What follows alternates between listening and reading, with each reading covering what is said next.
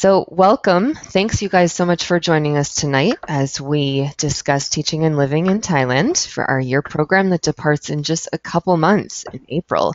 So we have a bunch of listeners on the line tonight, so we're excited to start the conversation. Amongst our listeners, we've got some new applicants, those that have just been accepted into the Thailand program, and others that are interested in learning more about Thailand or just World Teach in general. So we also have a few panelists on the line joining us, recent alumni and a recent field director from Thailand, some people actually joining us from Thailand. So thanks you guys so much for listening, and let's get started.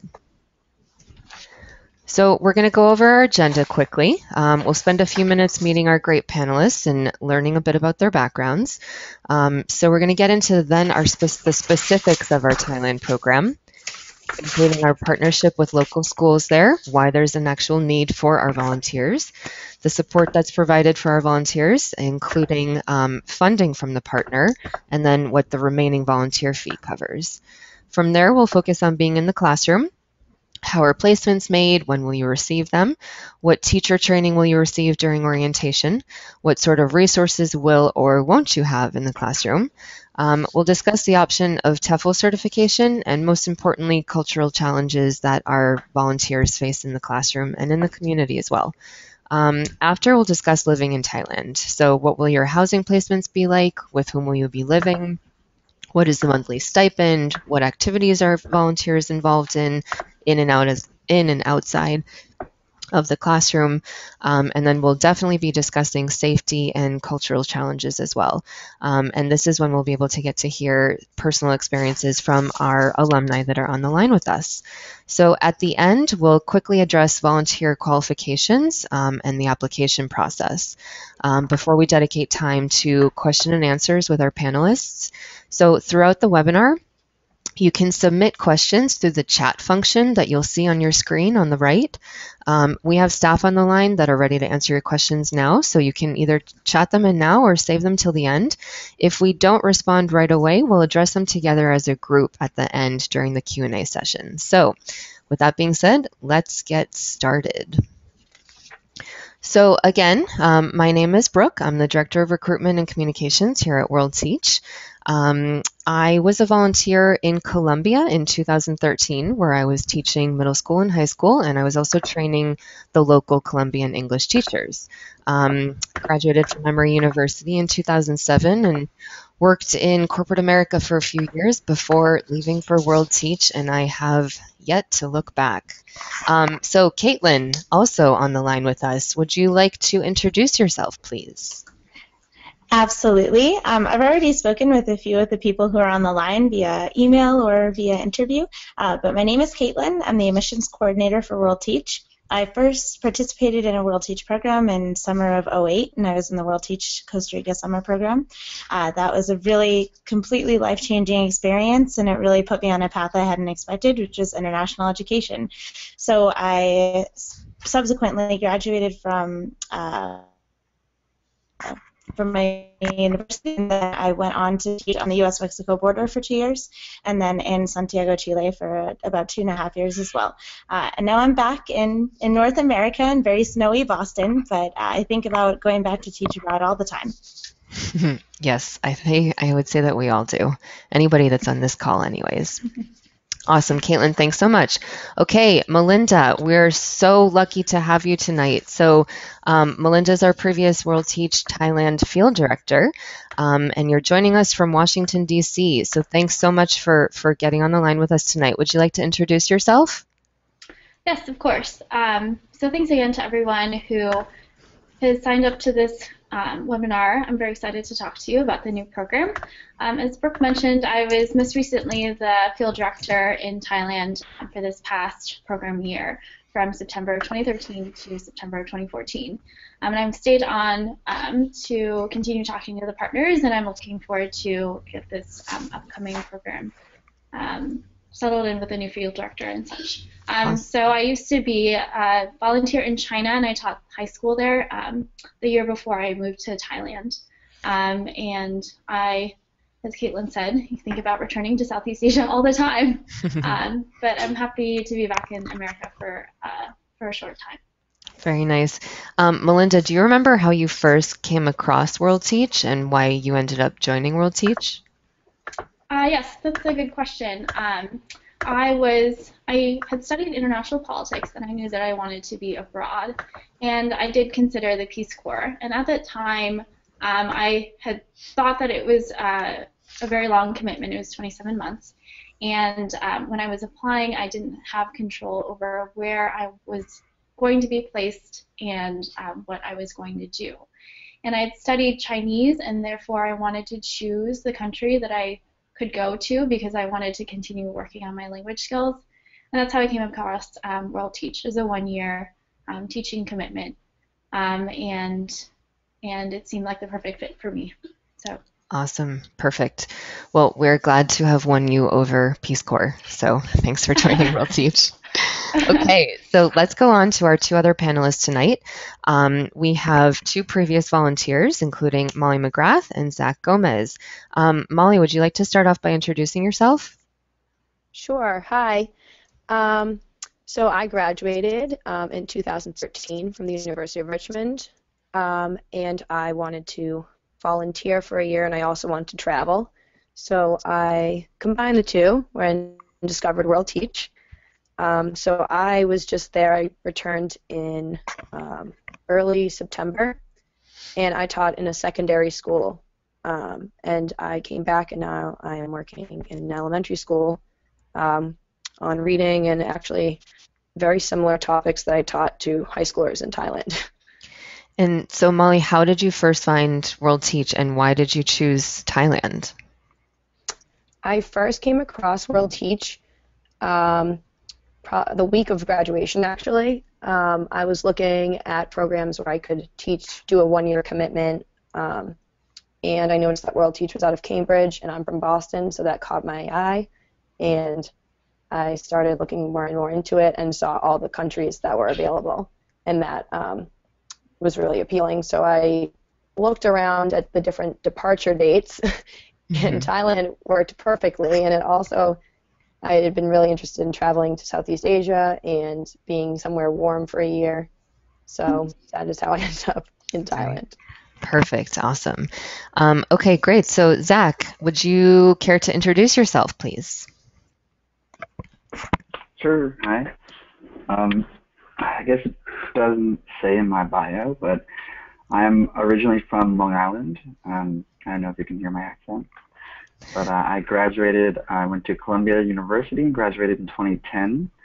And then right after that, I worked for a very short period in New York and then moved to Thailand to join the volunteer program from 2010 to 2011. I was teaching at a fairly small primary school, maybe 20 kilometers outside the city. That's also where I lived. And then after I finished my service in Thailand, I worked for about 2 years in America, and then I came back to Thailand, which is where I am now, and I work at a social enterprise company. This time I am based in Chiang Rai, unfortunately not Nakhon Phanom. Unfortunately not where? Not Nakhon Phanom. Ah, okay. Nakhon Phanom. I'm going to practice that. Fantastic. And so, Zach, how did you originally find World Teach, and why Thailand? I was also considering a couple of different, I knew I was going to do humanitarian service-based work after graduation, and I also looked into the Peace Corps and also thought that 27 months was a bit of a commitment, especially for when you had so little control over. And then I think I ended up on the World Teach page by recommendation of a family friend. And I read through a lot of the journal entries from volunteers at a lot of different countries. And the one from Thailand, I think, particularly hit me. So I made it the goal to apply for the Thailand program. Great. That's awesome. Just FYI, for those listening, we do have lots of blog posts and like quotes and information from all of these other alumni that you guys can also either read or even get in touch with alumni to hear about their own specific examples and experiences, because I think that's what it's all about is, actually real life in these places, and not just pictures, not just kind of like distant ideas and trying to picture yourself, but actually speaking with someone that did it. So great, Zach, thanks so much. We're going to go on. So I wanted to quickly talk about World Teach's history in Thailand. So we've been in Thailand for 6 years now, since 2009. We were first invited back in '09 by the Nakhon Phanom Department of Education, also the Thailand, Laos, Cambodia Brotherhood. So we wouldn't have been in Thailand, nor would we still be working there today without that partnership, as World Teach only works in communities where we've been invited. So that's really important for me to note, that we're only going to places where they have specifically requested us, and therefore they are helping fund the whole program. So today we continue working in the Nakhon Phanom province, and again, you guys please correct me if I'm not saying that correctly, for many reasons. So in general, as I'm sure many of you know, Thailand's economy is pretty heavily dependent on tourism, and therefore in major cities you'll find more resources dedicated to English learning. You'll obviously find lots of expat teachers, native English teachers, but in rural villages that's not the case. And so the Nakhon Phanom province is fairly rural, and so the schools out there are receiving the bare minimum of government funding. So that means that you're going to find local Thai English teachers who don't speak English, or who don't have the confidence to speak in the classroom, or the confidence to speak even with our volunteer teachers. And so of course this is going to affect student learning.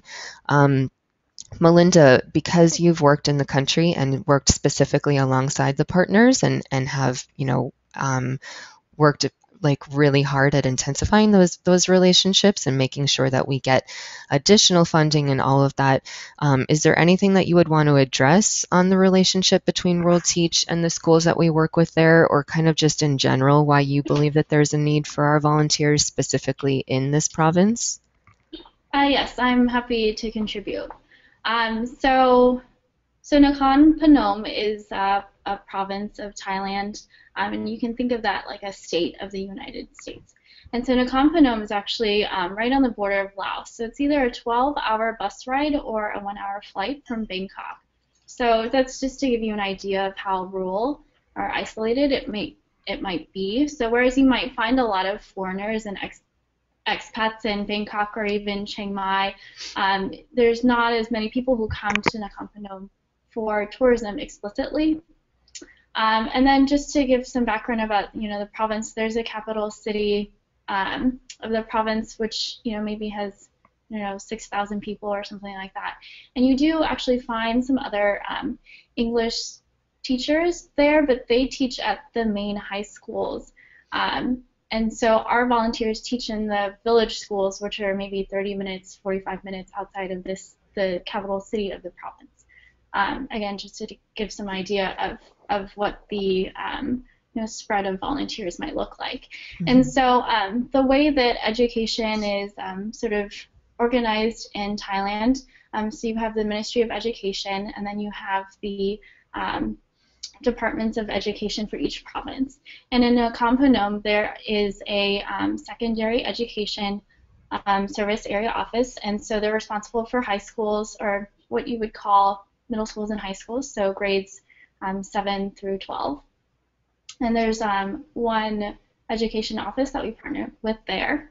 And then there's also 2 primary education offices in Nakhon Phanom province, but we specifically partner with one of them. And they take care of primary schools, so that could be grades kindergarten through 6th grade, and then they also have some K through 9th grade schools as well. And so we've had primarily the longest relationship with the primary schools in the area, and then moving forward, because of the way that funding worked out, we're starting to build a closer relationship with the secondary schools as well. And so so we'll see almost an equal division of volunteers at the secondary and the primary schools, if not more in the secondary schools moving forward. Fantastic. Awesome. Okay, thank you so much for that. And that's why we have you here tonight, because I think you know our program the best. And so we're sad that you won't be joining us again this year as field director, but we're so grateful for the work that you've done there. Okay, now we're going to go on to the items that specifically are going to affect the volunteers, and that is, of course, the support for the volunteer and therefore the volunteer fee. So this is definitely one of the most important topics to cover. So I want to quickly address that. Obviously, we have a long list of things that of items here, but it's important to first note that the schools that we partner with in Thailand, they're the ones that are actually subsidizing the program pretty substantially, and that's again in thanks to Melinda, who's on the line with us. So the total program costs per volunteer are about $10,000, and the schools have clearly provided the majority of that. So the volunteer pays the remaining from what they haven't covered, which is $1,500, and then plus airfare, because as you see, airfare is not included on that list below. So the volunteer is responsible for their own airfare. Our volunteers definitely do a lot of fundraising in their local community, because obviously, as you see, this is a lot of money. And so we can give you lots of fundraising ideas. We can connect you with alumni who have been very successful in raising money in the past. They have raised their entire volunteer fee and sometimes even more. They have raised so much money. They have donated computers to the schools where they work at, and it's pretty impressive. So we can get you in touch with those people. It's also important to note that, again, thanks to Melinda, we've received just this year significantly more funding than ever before. So in previous years, the volunteer fee for Thailand, because this is just for our program in Thailand, the volunteer fee was $3,590, which is an incredible amount of money. And so fortunately, with the new funding, we've been able to lower the volunteer fee down to $1,500. So that's just to start off. So as you'll see, this covers your Thailand work visa, your housing, which will be teacher apartments, which we'll get into brief in a moment. Also, your monthly stipend of $250. Health and emergency evacuation insurance, orientation and training conferences, field staff, a remote teacher quality coordinator that actually provides support for your teaching lesson plans and teaching resources and that sort of thing. But these ideas on training aspects we're going to cover in just a moment, because that's obviously a major pillar of our volunteer support. So again, if anyone has any questions, feel free to chat them in, and we'll be addressing them either individually or as a group, and we'll definitely be talking more about this in the next few slides. Okay, so teaching in Thailand. First off, I'm sure many of you are thinking, I have never taught before. How am I supposed to know what to do? Because the reality is we are not sending trained teachers, we are sending volunteer teachers. Most of our volunteers have never taught before. I personally had never taught before going to Columbia. And we are also sending volunteers that don't know the Thai language. So how are we actually going to make up for this? So we take our month-long orientation training very seriously. So it's the first month, or 3 to 4 weeks upon arriving to Thailand. So the whole group will be together with the field director, of course. So you'll have pretty extensive teacher training sessions every day. So, specifically teaching English as a foreign language. Also looking at the existing educational system in Thailand, and obviously what's culturally relevant there. For example, what exists in a curriculum in Thailand will be very different than what exists here. So you'll be going through those teacher training sessions every day for about a month. You'll also be completing a short teaching practicum. So for a few days, you'll actually be teaching in the classroom while you still have your field director and fellow volunteers with you to help you with feedback, because it's definitely difficult those first few days and those first few months in the classroom. Our volunteers also receive a curriculum that has been designed specifically for our work in Thailand, for the schools and for the students that we work with there. And that's in alignment with what the Department of Education is teaching. And then, as I quickly mentioned in the previous slide, each of our volunteers is assigned what we call a teacher quality coordinator, who's in my office in Boston. And you're in touch with that person monthly to help with lesson plans. You submit lesson plans to them and even assessments so that they can make sure that you're, growing professionally in the classroom. They can provide additional materials, games, anything. Like you're struggling with a certain grammar point, how am I going to teach this to 5th grade? They are your resource.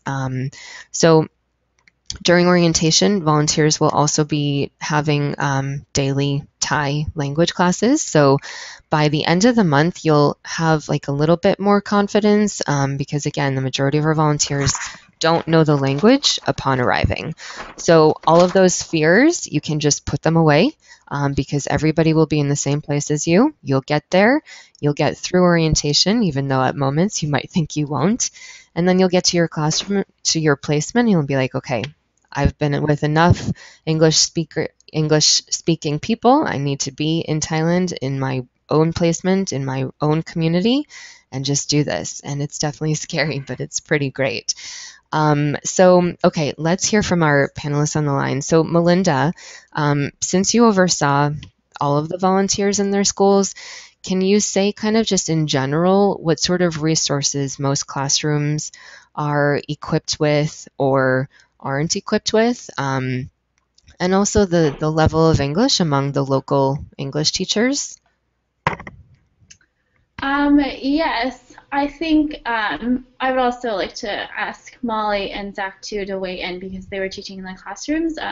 Molly was at the secondary school, and it seems like Zach was at a primary school, so they can talk to the differences there. But I think just in general, it's normally just a chalkboard, and you may, I don't think most classrooms have computers or projector screens. You might have like a school printer. The school may have Wi-Fi or may not have internet, depending on the day or just, depending on the site.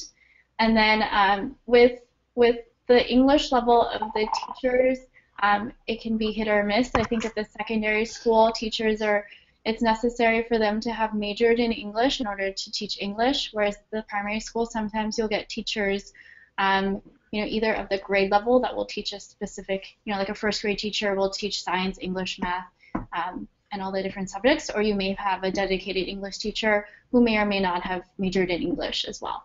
So it's sort of hit or miss, and also I guess it depends on their exposure to native English speakers and also their personalities, if they're shy or if they're willing to really practice their English. And so that's sort of what I can give as my input.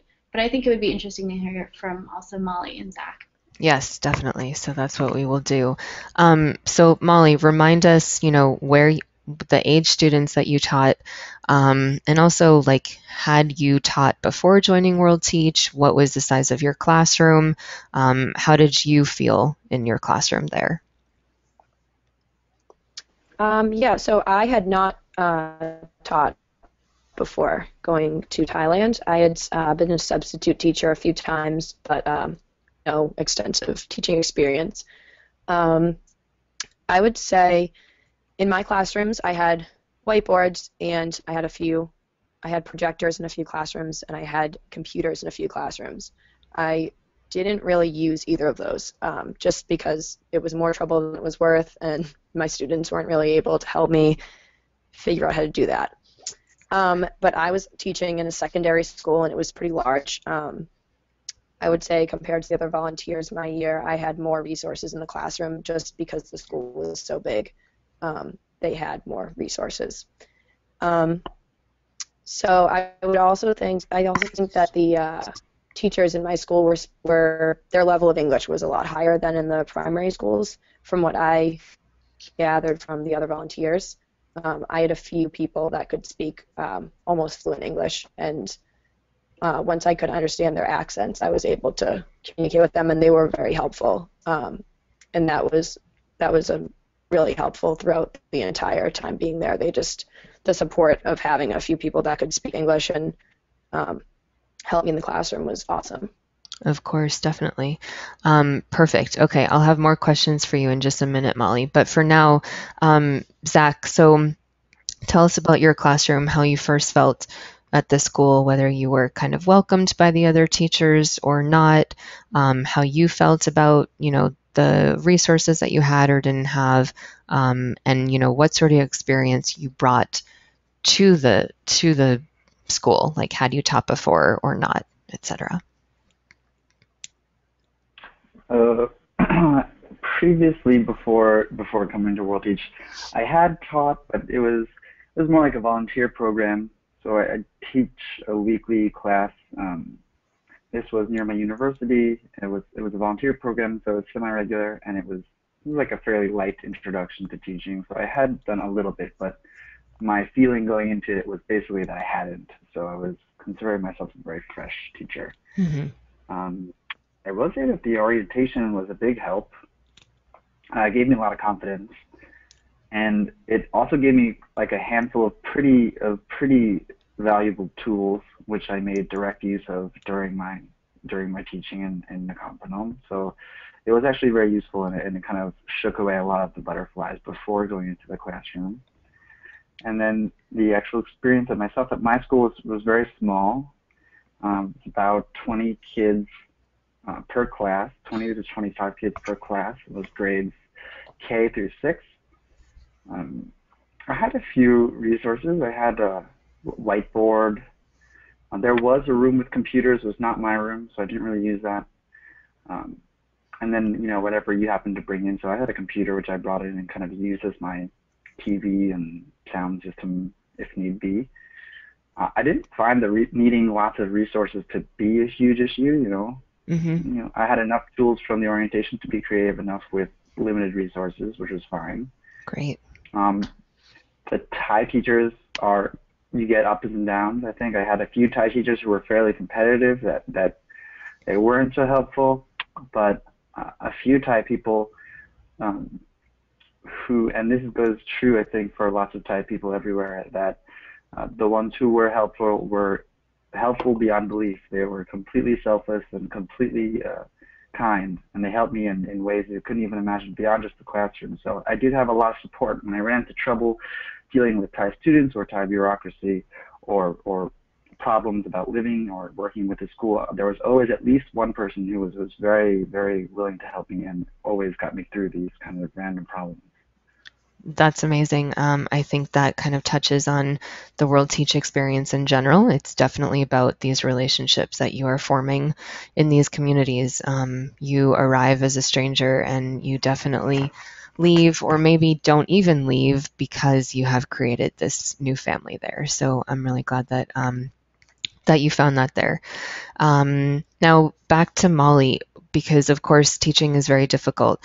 What did you find was the most challenging in terms of the culture in the school there, or in your specific classroom? Because I think we all are very used to a certain academic environment or even a certain professional culture and environment that probably didn't exist there. So did you struggle with anything like that at the beginning or even throughout the entire year? I definitely did, and I would say, throughout the entire year I came across different problems, and I think, just like Zach said, there are endless amounts of people who want to help, and the teachers who wanted to help were just, they were there constantly doing anything they could to help me out when I was having trouble in the classroom especially. Probably the most culturally challenging aspect for me was just not knowing what my daily routine was, because it was changing so often.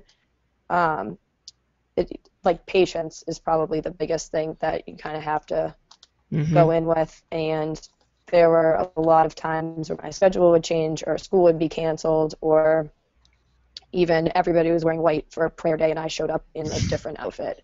Things like that just would kind of be frustrating at the time, but definitely I would say just being able to go with the flow can help so much, and being okay with things just kind of rolling with the punches was really valuable. Yes, I have to say that all of our volunteers in every single program, they must be flexible. They must be flexible and have a bit of a sense of humor. Otherwise, you will definitely be more challenged. So yeah, I'm glad that you recognize that. Um, Zach, do you want to add anything to that for you? Any cultural challenges that you found, like I know you mentioned Thai bureaucracy, all of that. Anything that you struggled with in the school? I could give a specific example would be that I used to teach. I had a room that was set as my classroom, which was actually the school library. And then the opportunity arose. There was a funding program going around the country, which was giving rewards to, to schools that had certain standards of libraries at their facilities. So basically, once the announcement went out that there was money available, I got the boot right away out of that library, and they went straight to refurbishing it. And I was basically put all my materials on a cart. They told me to walk around the school, which was pretty upsetting. Hmm. But like you've both been saying, if you try to keep a low level of anxiety, an open mind, and a flexibility and patience, it didn't affect my teaching to the degree where I was, outraged. I was definitely upset, but you kind of roll with the punches in Thailand, and it ended up being fine. So in this case, I ended up going to a lot of different classrooms and working in partnership with more teachers. So there was an upside to it. But as long as we're kind of relaxed about it and not too anxious about it and a little bit flexible, then I think you can get through most problems in Thailand. Good. That's a great attitude to have. It's definitely all about the attitude. Okay, my apologies if you guys are if it's a little bit poor volume level. So just bear with us. Again, Zach is joining us from Thailand, so we're grateful for any connection that we have. Okay, Molly and Zach, did either one of you participate in the TEFL program? Before going to Thailand, I did not. No. Okay. I did it during the orientation. Okay, but so you didn't get your TEFL certification? No. Okay. So, and Zach, I think in 2010, we might not have even had this as a World Teach offering. But now, World Teach does have an accredited... Yeah, I did do TEFL. Oh, you did? We were required to. I don't remember whether we were required to or not, but in our case, TEFL was a training during the orientation. Yes. Mm-hmm. And a series of assignments that were tracked over the course of the year, mm-hmm. and then a final assignment, and then a graduation from the TEFL program at the end of the school year. So I did get a TEFL through World Teach. Perfect. Great. Okay. So I'm going to kind of quickly talk about our TEFL certification. For those of you that are familiar with it, and for those that aren't, it's teaching English as a foreign language. So this certification, for those that have done a bit of research on it, it can be pretty expensive in other programs or other institutions or universities, etc. The degree could be, or the classwork could be around $1,000. Our TEFL certification is an additional $350, so that is definitely a financial requirement, if you will, if that was something that you were looking to do. But so the reason why people choose to do the TEFL certification is that it allows you to be a full-time paid English teacher abroad. So if you are looking to stay in Thailand after a year of World Teach, or if you're looking to move somewhere else and teach English, this is the certification that would allow that. So teaching English abroad has obviously become quite an industry. World Teach is not really part of that. We are definitely doing our own thing with our mission in certain communities across the world.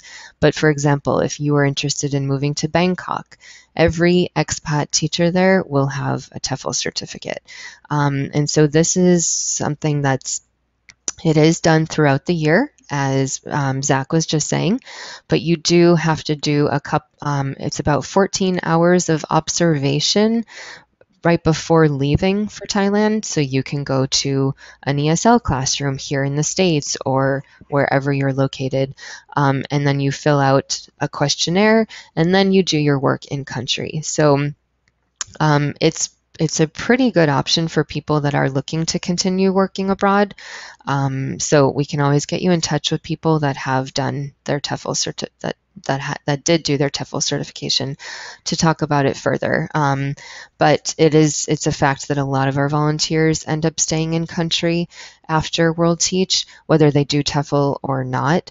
They stay in country, and those that end up teaching, most of them have done the TEFL certification and therefore are finding jobs easier than without it.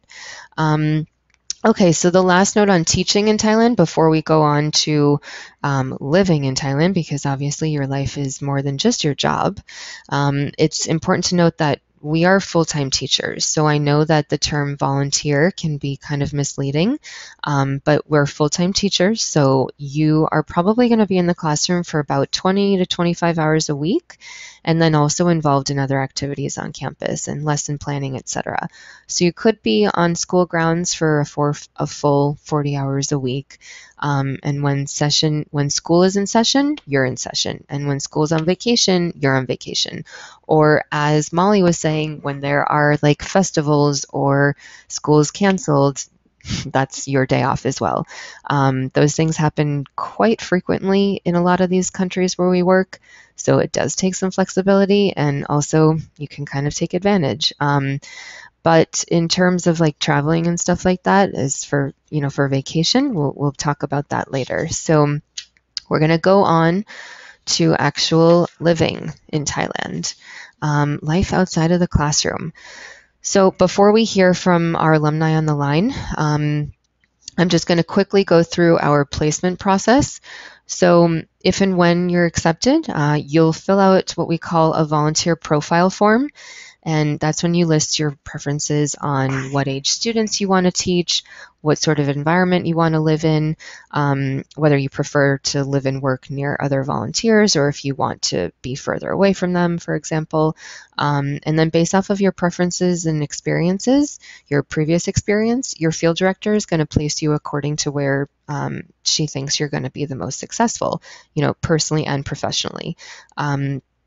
You'll probably find out this placement a few weeks before departing for Thailand, but this is kind of step one as to where you need to learn to be patient and flexible. A lot of the work that we do in these countries is at a slower or just different pace than what many of us are used to. We're working with different schools, and we have a contract with each school, and of course things happen at the last minute and change at the last minute. But what's best about our Thailand program is that all of our volunteers are without a doubt going to be in the Nakhon Panom. No, help me guys. Nakhon Panom province. So essentially the entire area is fairly rural. That could change, like varying between a village and a small town, etc. But so volunteers will probably be about 20 to 30 minutes away from each other, as you see there. And our volunteers will be living in teacher apartments. So we're going to talk more about what those actual homes are like. And some volunteers could be living together, and while other volunteers are the only volunteer in their housing placement.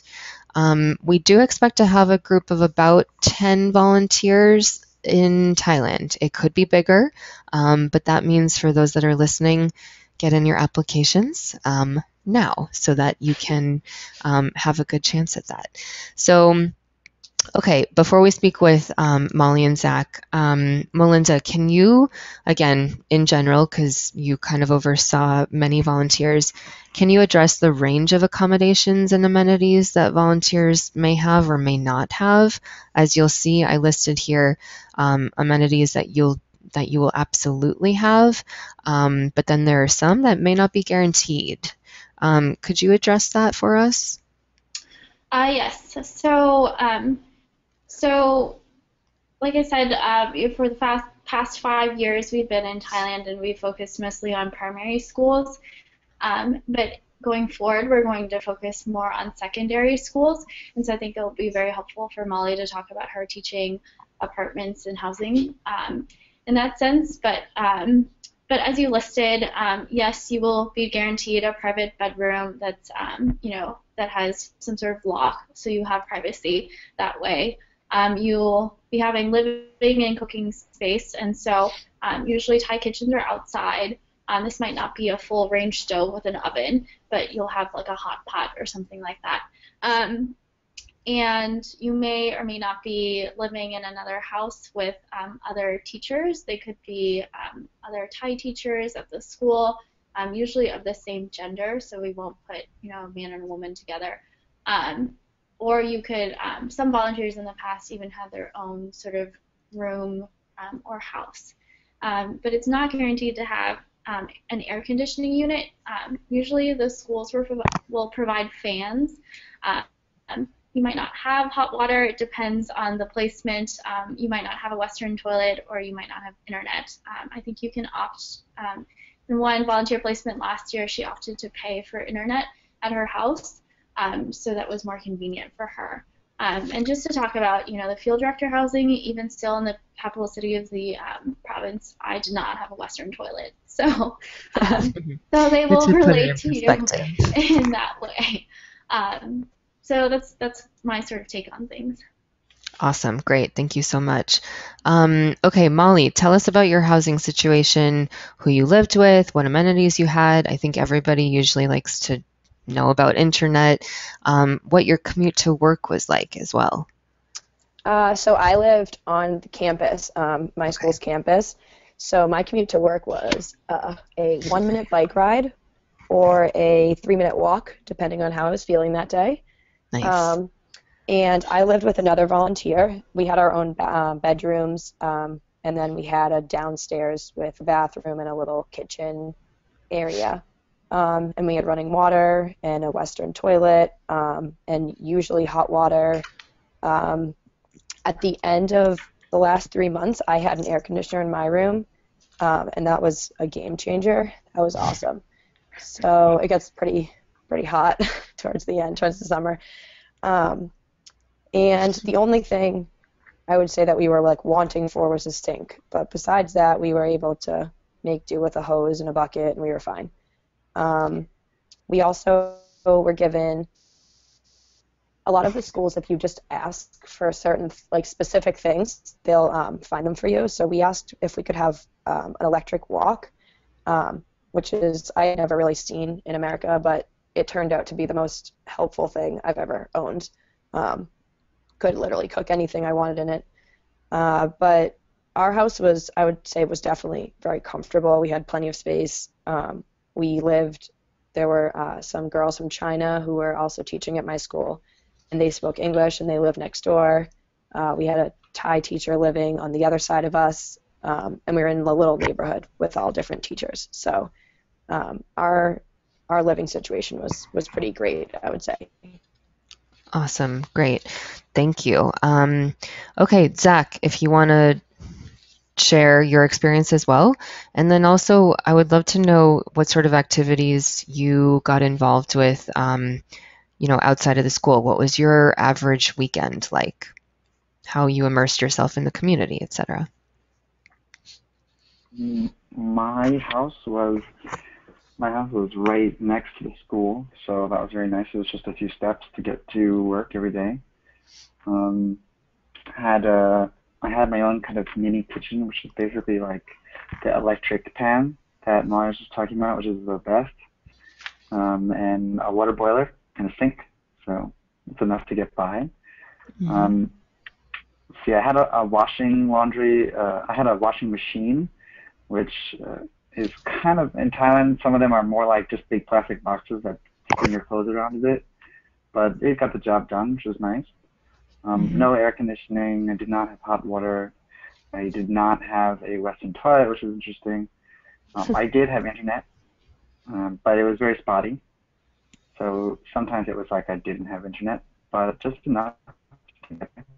So that was nice. My life outside of the classroom was great. Living in Thailand was just the best. I made a lot of friends really fast. They're just so interested in having foreigners around. They really want to talk to you and learn about you and kind of force you to do crazy Thai things, which is really exciting and completely new all the time. I played a lot of sports. In my school, there was a lot of, the kids would come by at the end of the day and we would all play sports together on the school field. Whenever I had the chance, I would hop on, there's a public transportation system around there, so you'll be covered. And I would hop on some of that and visit some of the volunteers in the neighboring areas. Mali school is actually pretty not far from me, so I would visit my friend who was teaching there at the time. Or we would all meet together in the city and have food or go to the field director's apartment and cook or watch movies or go out and go to cafes and stuff like that. So it was a lot of fun. It was very social. It's a very social place, even though it's rural. Great, awesome. And Molly, what would you do to kind of, get immersed in the community? And you lived with another volunteer, which is amazing, but sometimes you also might have an urge to, be away from English speakers, etc. So how did you find Thai people? Did you make friends easily? Did you have activities outside of school, etc.? I did. I made friends pretty easily, I would say, at our school. I had a lot of younger teachers working there. So a lot of them actually didn't live in Plapak, where I lived. They kind of commuted from either the city where Melinda was, or they commuted from other nearby districts.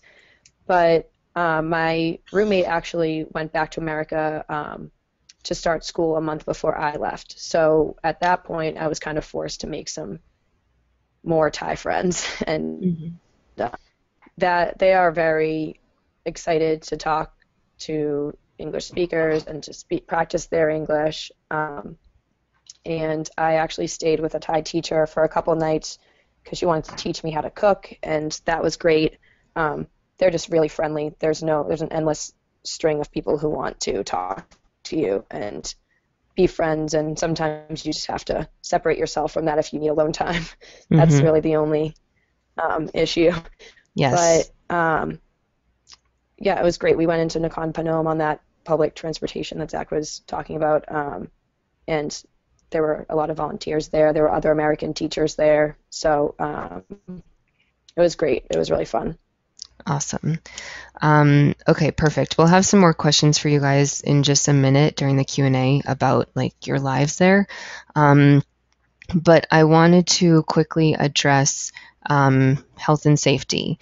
So Melinda, I thought that you'd be able to comment on safety in Thailand in general, and then also in the Nakhon Phanom province specifically.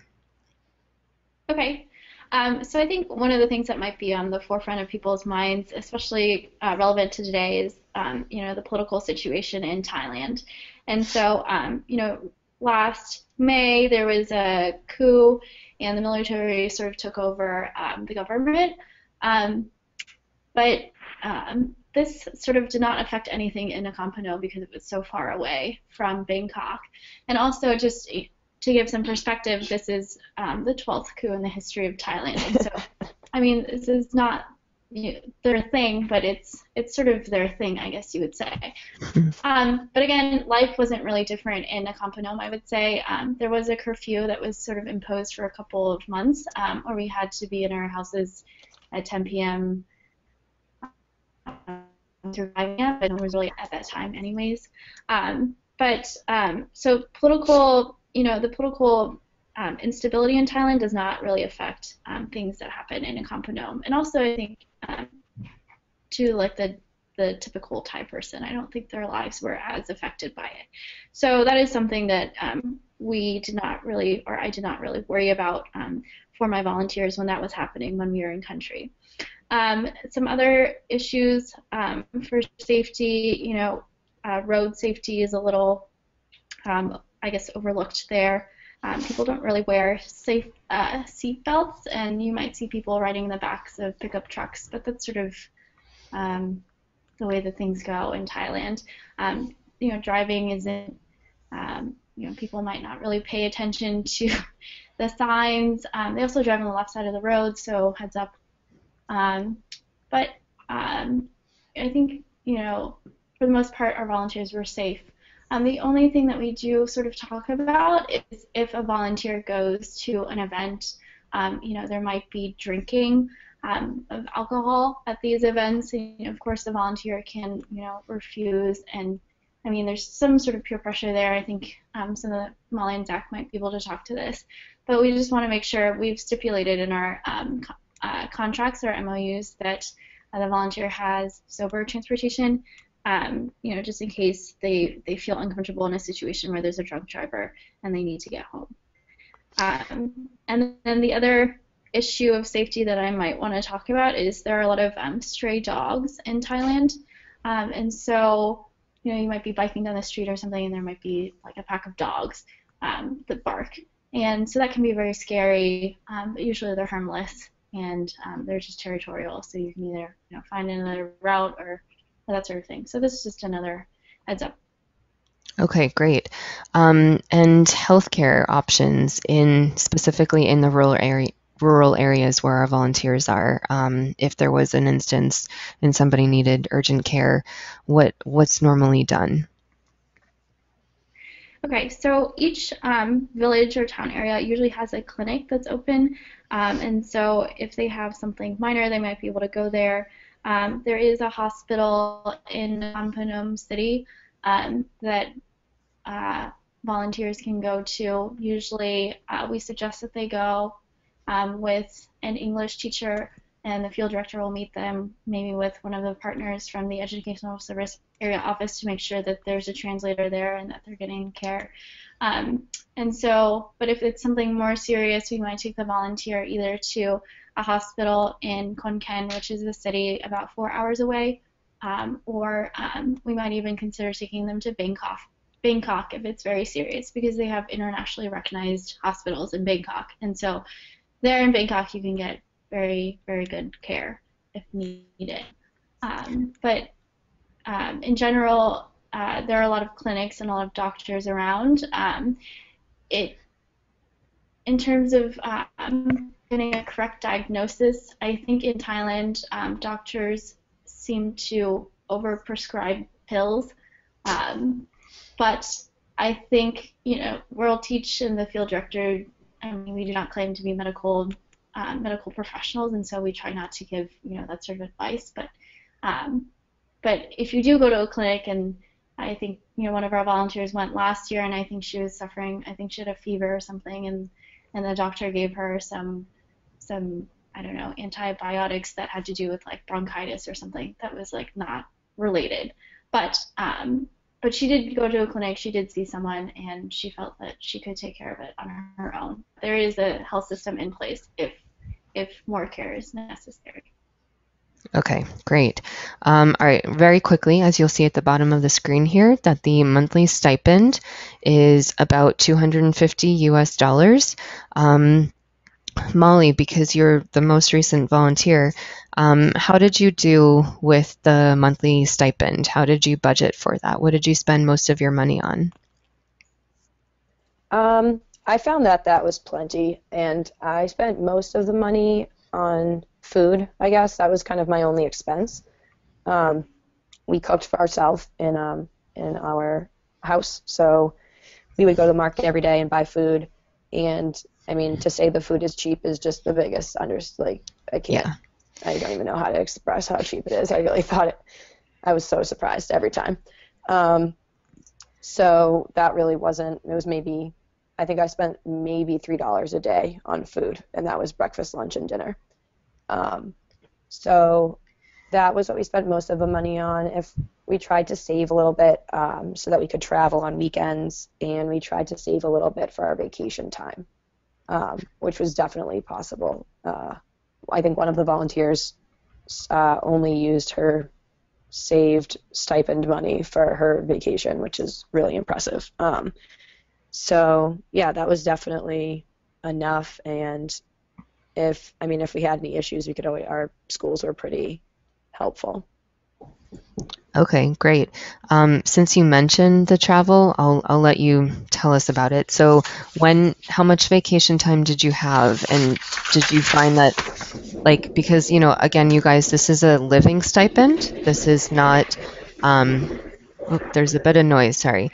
This is a living stipend, so it's obviously going to pay for your food and things like public transportation. But as Molly is saying, the cost of living there is very low, and so that's great that the money could help you on vacation. But that is definitely not a guarantee for everybody. But the good news is you will have vacation. So what was like? How much vacation time did you have in the year? We had it was about 5 weeks for summer vacation, and that was in, I want to Uh, say, April. yes. Okay. So sorry. Let me Oh, plus interrupt. the October, sorry. Yeah. So Molly's group last year in 2013, actually, they went at a different time of year, but our group now is departing in April, which is great because the school year begins in May. So you won't be there over their summer vacation, but Molly, you were saying that there was vacation in October?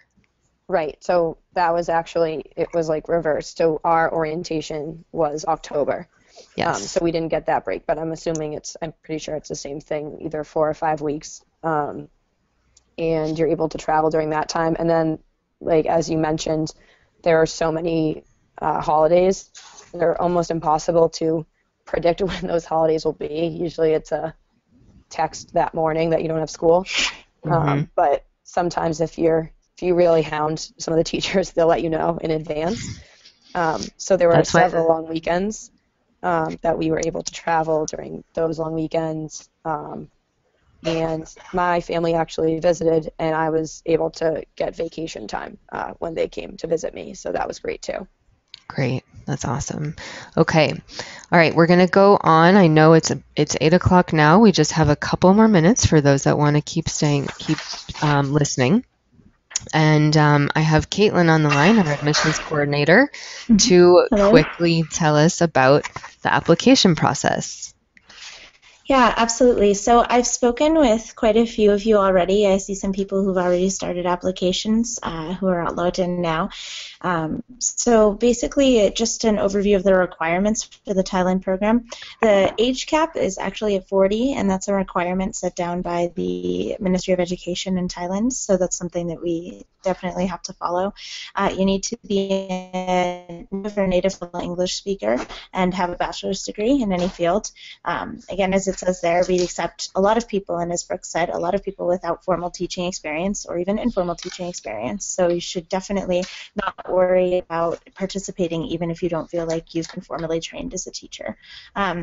So Brooke already mentioned that you should, or she encouraged you to start your application soon, and I would definitely echo that. They'll be accepted on a rolling basis until February 15th, and then we will get that decision back to you pretty quickly after you've completed your application, about 2 to 3 weeks after, and you can see there what items are needed. Now, if you guys have any questions, you should feel free to email me. You can email me at info@worldteach.org or admissions@worldteach.org, and I'd be happy to answer any questions that you have. And then that way we can get the ball rolling on your applications and get it started. Awesome. Caitlin, thank you so much. Okay. Even more great questions. Let's continue. Just maybe 2 more minutes and then you're done for the night. Zach, while we still have you on the line from Thailand, tell us how because you've been a few years out now because you were a volunteer back in 2010. So how did your year with World Teach influence your career and also your decision to stay in Thailand? Well, it's pretty straightforward. World Teach is definitely the reason I decided I wanted to continue in Thailand. So it was such a great experience. I think partly because it's such a new, interesting, exciting place, and probably because the culture and the people here kind of made me feel very much at home and part of like this, like a family. Sort of were very familial towards me, which made me feel great, very comfortable here, and made me want to kind of do work here that also gave back to that. So I was forever searching for a way to get back to Thailand after World Teach. It was only a matter of time, not a matter of not wanting to or not. So yeah, it's very, very influential, and a pretty big effect on my career and my working life since then. So here I am. Awesome. And again, I think we all want to be abroad, so good for you for getting back there. Um, Molly, so did you know any Thai before you had gotten there? And like, how did you feel about your language skills as the year went on? What did you do to practice? So I did not know any Thai before I left. I had some uh, tapes I was listening to before I left, and that was pretty tough to do just while you're in America, I found. And then we had that month orientation where we learned a lot of Thai. My priority, like the first 2 weeks, was to be able to order food, and I was able to do that. And then it was to be able to kind of navigate a shopping scenario for food and other things. And I was able to do that within I would say 3 or 4 weeks. And as the year went on, I definitely felt more confident speaking Thai in the classroom, um, outside of the classroom, to the people that were in my village. They actually spoke a slightly different dialect, so I learned a little bit of that from them. And the thing is, a lot of people really like to speak English to native English speakers. So there weren't a ton of when I felt like when people wanted to speak English with me, I really wanted to help them out. So I would do that. But I think that was one of my main concerns, was that I wouldn't be able to learn it, or that not being able to speak it would affect my ability to teach, and that wasn't the case at all. I'm not very great. I'm not good with languages at all, actually. And I was able to pick up enough and communicate with people very effectively.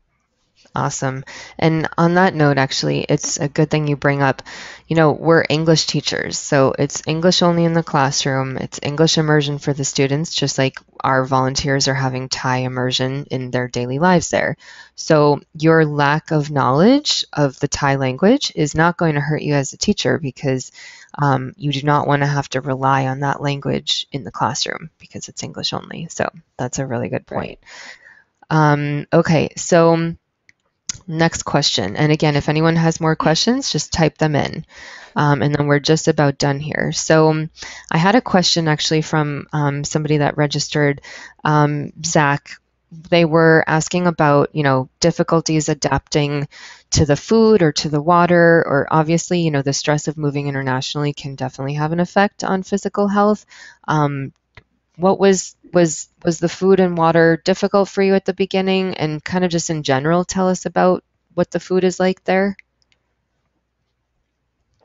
I had a bit of a run in early on in Thailand with some food that I think I had eaten some bad food from the market, and I did get kind of sick, and it was a bit of a plaguing issue for a while. Mm-hmm. However, none of that stuff. I think part of that issue was so plaguing because I was so enthusiastic about eating Thai food, and I kind of ate the more risky stuff. But Mm-hmm. there's a very wide range of food for you to eat there, and all of it is really incredible food. Any Thai food you think you know in America, get ready to have it kind of blown out of the water by real Thai food out in the restaurants out there. Oh The my God, let's region, go. if any of you guys are signed up, the region you're going to is pretty well known for some certain dishes, which are like a papaya salad is very popular out there, and a few other kind of herby salad dishes. It's well known for being a very spicy food region, although Thai people are really accommodating about lowering that level of spice for you. So you can get kind of a full range of food in that respect. I heartily encourage anyone who's going to Thailand to try and immerse yourself in the food, especially the regional food, as much as you can, even if it sucks. Thai food is definitely the direct way to the Thai people's hearts. So you'll make countless friends just by being willing to try and enjoy their food. And it is all incredible. So I definitely encourage you to get as much into the food as you can. Awesome. Okay, last question. Molly, what would you say was like the Thai custom or kind of cultural aspect that like shocked you the most, or that like still blows your mind, or that you eventually came to understand? Like, how did you identify with the culture there? Obviously as a foreigner, but then actually after having been there for a year, something that just like really stood out to you as being like so Thai. Um, I would say the volume of the country is just louder than I could ever expect anything to be. It's at all times. There is music, there is microphones, there are competing microphones at events. It's absolutely insane. Um, I think another thing would be seeing 5 people, like a full family on a motorcycle, like a moped. Awesome. Thanks, Molly. Okay, so it is the hour. Thank you guys so much for joining us tonight. You'll see here that there are a couple next steps that you can take if you're interested in continuing forward with your application, if you have other questions, if you want to speak with alumni, or if you want to read their reviews. So you can see here, go to gooverseas.com to read reviews from World Teach alumni. Let Caitlin or myself know. We can get you in touch with a country expert from Thailand, which is an alum just like Molly and Zach that recently returned from Thailand. And then also we've got some great day in the life videos of volunteers in Thailand, one that Molly made herself, so you can see a bit of where they lived, where they worked, what they did outside of the classroom, what their room looked like, everything. So check it out, do your research, and we're here if you have any questions. Thank you guys, and hopefully we'll see you in Thailand.